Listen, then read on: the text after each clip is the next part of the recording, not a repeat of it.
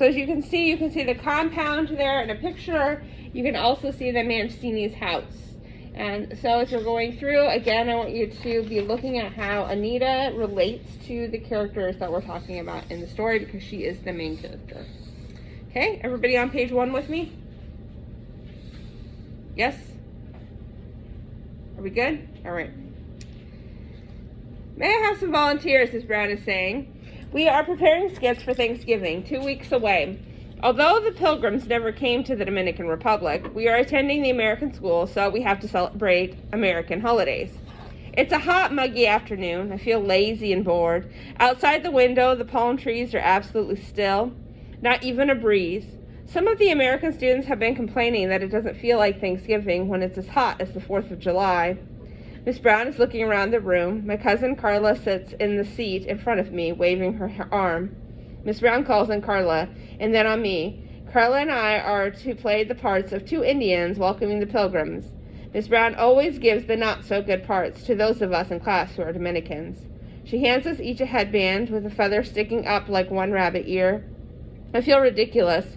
Okay, Indians, come forward and meet the Pilgrims. Miss Brown motions towards where Joey, Farland, and Charlie Price stand with their toy rifles and the Davy Crockett hats they've talked Miss Brown into letting them wear. Even I know the pioneers come after the Pilgrims. Anita, she points at me, I want you to say, "Welcome to the United States." Before I can mutter my line, Oscar Mancini raises his hand. Why the Indians call it the United States when there was no United States back then, Miss Brown? The class groans. Oscar is always asking questions. United States, somebody in the back row mimics. Lots of classmates snicker. Even some Dominicans. I hate it when the American kids make fun of the way we speak English. That's a good question, Oscar, Miss Brown responds, casting a disapproving look around. She must have heard the whisper as well. It's called poetic license. Something allowed in a story that isn't so in real life, like a metaphor or a simile. Just then the classroom door opens. I catch a glimpse of our principal, and behind him, Carla's mother, Tia Laura, looking very nervous. But then, Tia Laura always looks nervous. Poppy likes to joke that if there were ever an Olympic event for worrying, the Dominican Republic would win with a sister on the team. But lately, Poppy looks pretty worried himself. When I ask questions, he replies with, "Children should be seen, not heard." Instead of his usual, curiosity is a sign of intelligence. Miss Brown comes forward from the back of the room and stands talking to the principal for a minute before she follows him out into the hall, where Tia Laura is standing. The door closes. Usually when our teacher leaves the room, Charlie Price, the class clown, acts up. He does stuff like changing the hands on the clock so that Miss Brown will be all confused and let us out for recess early. Yesterday he wrote "no homework tonight" in big block letters above the date on the board, Thursday, November 10th, 1960. Even Miss Brown thought that was pretty funny. By now the whole class waits quietly. The last time the principal came to our classroom, it was to tell Tomasito Morales that his mother was here for him. Something had happened to his father, but even Poppy, who knew Senor Morales, would not say what. Tomasito hasn't come back to school since then. Besides me, Carla is tucking her hair behind her ears, something she does when she's nervous. My brother, Mundine, has a nervous tic too. He bites his nails whenever he does something wrong and has to sit on the punishment chair until Poppy comes home. The door opens again and Miss Brown steps back in, smiling that phony smile, grown-up smile, when they are keeping bad news from you. In a bright voice, Miss Brown asks Carla to please collect her things. "Would you help her, Anita?" she adds. We walk back to our seats and begin packing up Carla's school bag. Miss Brown announces to the class that they'll continue with their skits later. Everyone is to take out his or her vocabulary book and start on the next chapter. The class pretends to settle down to its work, but of course, everyone is stealing glances at Carla and me. Miss Brown comes over to see how we're doing. Carla packs her homework, but leaves the usual stay-at-school stuff in her desk. "Are those yours?" Miss Brown points at the new notebooks, the neat lineup of pens and pencils, the erasers in the shape of the Dominican Republic. Carla nods. "Pack it all up, dear," Miss Brown says quietly. We pack Carla's school bag with everything that belongs to her. The whole time I'm wondering why Miss Brown hasn't asked me to pack my stuff too. After all, Carla and I are in the same family. Oscar's hand is waving and dipping like a palm tree in a cyclone, but Miss Brown doesn't call on him. This time I think we're all hoping he'll get a chance to ask his question, which is probably the same question that's in everyone's head. Where is Carla going? Miss Brown takes Carla's hand. Come along, she nods to me. Miss Brown leads Carla up the side of the classroom. I follow, afraid I'll burst into tears if I catch anyone's eye. I look up at the portrait of our benefactor, El Jefe, which hangs above the classroom, his eyes watching over us. To his left hangs George Washington in his white wig, looking off into the distance. Perhaps he is homesick for his own country. Just staring at El Jefe keeps my tears from flowing. I want to be brave and strong so that someday, if I ever meet the leader of our country, he'll congratulate me. So you are the girl who never cries, he'll say, smiling down at me. As we cross the front of the class, Miss Brown turns to make sure I'm behind her. She reaches and I take the free hand she is holding out to me. We ride home in the Garcias Plymouth with the silver fins that remind me of the shark I saw at the beach last summer. I'm stuffed in the back with Carla and her younger sister, Sandy and Yo, who have been taken out of their classes too. A silent and worried-looking Tia Laura sits in front next to Papi, who is driving. What's happening? I keep asking. Is something wrong? Carita, Papi warns playfully. That is my nickname in the family because sometimes I talk too much. Like a little parrot, Mommy says. But then at school, I'm the total opposite. And Miss Brown complains that I need to speak up more. Papi begins explaining that the Garcias have finally gotten permission to leave the country, and they'll be taking the airplane in a few hours to go to the United States of America. He's trying to sound excited, looking in the rearview mirror at us. You'll get to see the snow. None of the Garcia sisters say a word. And Papito and Mamita and all your cousins, Papi goes on. Isn't that so, Laura? See. Tia Laura agrees. She sounds like someone letting air out of a tire. My grandparents left for New York at the beginning of September. My other aunts and uncles were already there, having gone away with the younger cousins back in June. Who knows where Tio Tony is? Now, with the Garcia cousins leaving, only my family will be left living at the compound. I lean forward with my arms on the front seat. So are we going to go too, Papi? Papi shakes his head. Somebody has to stay and mind the store. That's what he always says whenever he can't go on an outing, because he has to work. Papito and my grandfather started Construcciones de la Torre, a concrete block business to build houses that won't blow over during hurricanes. When my grandfather retired a few years ago, Papi, being the oldest, was put in charge. As we come up the driveway to the Garcia house, I see Mommy and Lucinda and Mundine waiting for us. Somebody must have picked up my older sister and brother at the high school so they can say goodbye to the Garcias too. Behind them stands Chucha, our old nanny, in her long purple dress, holding my baby cousin Fifi in her arms. As soon as the car door opens, I run to Mommy, who puts her arms around me. She doesn't have to ask me what's wrong. A row of suitcases have been brought out and lined up, ready to be loaded into the car. Beside them stands Mr. Washburn, a tall, skinny man with a bow tie that makes his whole face look like a gift someone wrapped up real nice. Papi has explained that Mr. Washburn is the American consul, who represents the United States when Ambassador Farland is out of the country. Troops all here? He asked cheerfully. Ready to go? Where's Papi? Yo asks. She and I are the Oscars of our family, always asking questions. But I don't always get to ask mine when Yo is around. A look passes from one adult to another as if they are playing musical chairs with their eyes, trying to decide who'll be the one stuck answering Yo's question. Finally, Papi speaks up. He'll be waiting for you at the airport. It seems rude of Tio Carlos not to say goodbye, but something so unusual is going on that good manners seem beside the point. Okay, girls, Tia Laura says, clapping her hands. I want you to go to your rooms and change into the clothes on your bed. Chucha will go with you. Tia Laura takes baby Fifi from Chucha's hand so that the old woman will be free to help the girls. Do we bring our book bags with us? Yo wants to know. Tia Laura shakes her head. One special thing, just one each, girls. We can only take 10 kilos apiece. Can Anita come and help me pick? Carla asks. She has already taken my hand and is leading me away with her. Just be sure you make it quick, Tia Laura scolds. But even her scolding voice has nothing but worry in it. The bedroom the girls share has a long closet down one side of it. The sliding door has been rolled back, and many of our drawers are gaping open with clothes hanging out. Whoever packed did it so in a hurry. Carla's eyes sweep over a high shelf where toys and trinkets are stored out of the way. 3 ballerina jewelry boxes stand open, the little dancers with their arms over their heads. Behind them, the hula hoops are lined up, each one a different color so the girls won't fight. I just can't decide, Carla admits. She seems on the verge of tears, tucking stray hair behind her ears. Girls! We can hear their mother calling from the hall. What do I choose? Carla asks me desperately, as if I know what she'll need in the United States of America, where I've never been. Your jewelry box, I suggest. It'll be a way to take more than one thing. The box is filled with Carla's bangles and her butterfly pin and her chain with a little cross, jewelry that isn't real gold. Carla nods agreement. As I climb up on a chair, my eye is caught by a snow globe with a tiny deer nibbling the ground. I can't resist giving it a shake, stirring up the snowstorm until I cannot see the little deer. That's mine, Yo cries out, reaching her hands for it. That's what I'm taking. That's so stupid, Yo, Carla scolds. She rolls her eyes at me as if the two of us know better than to take a snow globe to a place where there's already going to be snow. You're the stupid one, Yo shouts back.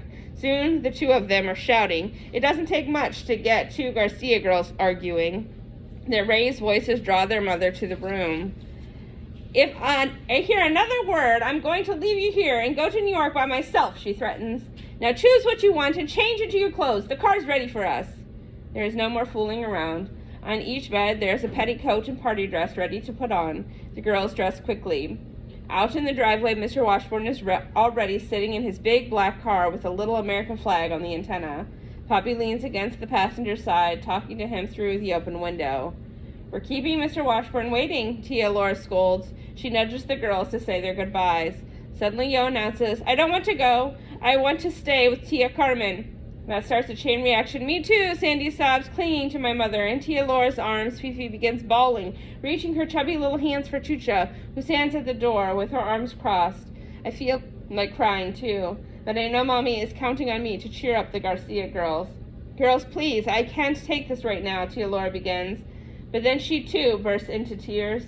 Poppy hurries over to his sister's side. He puts his arm around her, speaking softly the way he speaks to me when I've had a nightmare. Come here, girls. Mommy gathers the Garcia sisters around her, squatting down so she can talk to them privately. You go along with your mommy and behave yourselves, please.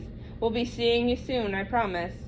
I'm surprised. Poppy had said we have to stay and mind the store, so it must be that the Garcias are not going away for a short trip. My cousins seem comforted by this news.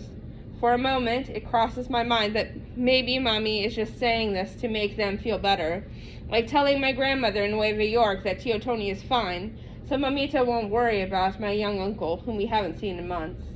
Mr. Washburn pops his head out of the car and says, Time to go, folks! The Garcia girls go down the line, hugging and kissing each of us. They're already set their special toys in the backseat of the car. Through the open door, I can see Yo's snow globe. The storm's starting to settle down so the tiny deer can eat the flakes strewn on the ground. When Carla gets to me, the tears well up in my eyes. I can't help it. There's no portrait of El Jefe out there to make me brave and strong. I hang my head as the tears drop down. We'll see you soon, Carla reminds me, but it only makes me cry harder when she reaches over and absently pushes my hair back behind my ears. After the car leaves, we stand for a while looking down the empty driveway. I feel hollow inside, as if a big part of me is gone. Finally, we turn and cross over to our house through the hibiscus hedge, carrying the book bag of supplies the Garcia girls left for us to use. Overnight, we become what Miss Brown calls a nuclear family, just my parents and my sister and brother, instead of the large family of uncles and aunts and cousins and my grandparents who were living in the compound only a few months ago. Now all the houses but ours are empty. The orchid shed is full of straggly blossoms. The hammock that used to hang in the porch of Tio Tony's bachelor pad has been taken down. The pond is overrun with bullfrogs that croak all night long. For the rest of the afternoon, I mope around the house until Mommy sends me over to help Chucha move in. Chucha has been part of our family for as long as anyone can remember, and has taken care of everybody's baby since Poppy was born. In fact, Chucha took care of me, too, as she likes to remind me. You're never too old to mind me, she'll say. After all, I was the one who changed your diapers. What a thing to be reminded of. At least she's nice enough not to bring it up in public. First thing we move over is Chucha's coffin. Porfirio, the gardener, balances it across the wheelbarrow, and Chucha and I walk on either side, holding it on each end. I know it's pretty strange, but this is Chucha's bed that she sleeps in every night. She says she wants to prepare herself for the next life. Chucha's people come from Haiti, where they do things different from us. Inside the coffin, we've packed up all her purple clothes. That's another thing. Chucha always wears purple because she only once made a promise that she would always wear purple. But she's never said why she made such a promise, or to whom, or why she decided on purple. Yellow or even lavender would be a lot more cheerful. Chucha also has dreams where she can see the future. Mundine likes to say, you would too if you slept in a coffin. As a matter of fact, a few weeks ago, Chucha dreamed that my cousins would be leaving for a city of tall buildings before my cousins even knew they would be leaving for New York. Strange as Chucha is, I'm glad she's moving in with us. I feel safer when she's around. And now, especially with everyone gone, it'll be comforting to have Chucha in our house. Chucha asked her after we've moved all her things over, how soon do you think I'll see the Garcias? Chucha narrows her shiny eyes. Her wrinkled black face wrinkles even more when she concentrates. She doesn't say anything for a while. Then she looks straight at me and says one of her riddles. You will see them before they come back, but only after you are free. I feel so scared to ask her when that might possibly be. At supper, Poppy explains that the construction business isn't doing all that well, that we're going to have to economize, that the familia is going to be scattered for a while. For how long, I want to know. Mommy gives me her warning look as that reminds me that I am interrupting. Little parrot or not, I am almost 12 and I have to learn some manners. Suddenly a black moth flaps into the room. Talk about interrupting. It's as big as my hand. A bat! Lucinda screams and ducks under the table. It's not a bat, it's a black butterfly, Mundine observes, leaping up to catch it. Don't touch it! Mommy cries. We all know from Chucha that a black moth is an omen of death. Mundine stops in his tracks. The moth lifts off and disappears into the night. You can come out now, Lucinda, Mommy calls in a teasing voice, but she looks pretty shaky herself. Lucinda rises slowly from under the table. Tears are rolling down her face. This place is just so sad. She sobs, then storms out of the room. Mommy and Poppy exchange a tense look. Poppy stands up from his place at the table. As he goes by me, he plants a kiss on top of my head. My grown-up baby girl, he says. I feel proud to be acting more mature than Lucinda, but the truth is, I'm just as sad even if I'm not showing it. After supper, I try tidying my room to make myself feel better, but when I empty the contents of Carla's school bag on my bed, her neatly sharpened pencils, her notebooks with the pictures of kittens tangled in balls of yarn, her funny eraser that she got for winning the recitation contest on Independence Day last February, I feel the sadness stir up again like a storm inside me. There's no way I'll be able to use my cousin's supplies. I pack everything back in her bag and stick it in my closet. Or so I think.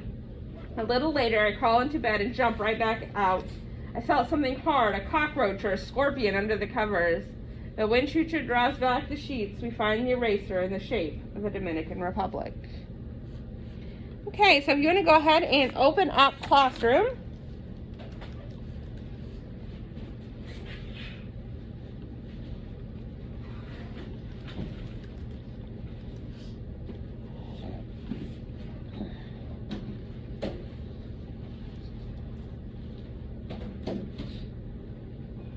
Maybe, why am I not finding it?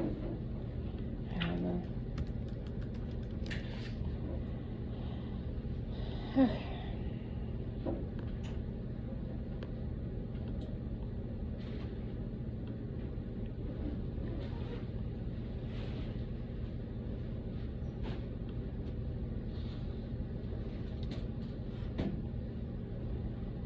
Okay. Under classwork, if you go to Cycle 12, it says, before you're free, Journal 1 and 2. We're just working on Journal 1 right now. And like I said, you just want to talk about in relationship to who these people are, as far as Anita being the main character. So Carla is Anita's cousin. So like kind of talk about it that way. You don't need to give like huge amounts of detail. Does that make sense? As far as that question, number 1. Number 2, what are the settings like? Where are the characters living? So we're going to talk about that. And then reflect on the actions you've read about. What will this mean for the characters? So what has happened in the story? Does anybody know? Like, what's the big event that just happened in the story? They went to the United States. Right, so all of her families went to the United States. So what do you think that means for them? Like, do you think they're in a safe place? Do you think, like, what if everybody's leaving, you know, that probably means something for you, right? Like, if everybody got up and ran out of this room and you were sitting here, you'd probably be thinking twice about why you're sitting here, right? So that kind of thing. Yes? Everybody runs, things are going bad, right? Okay.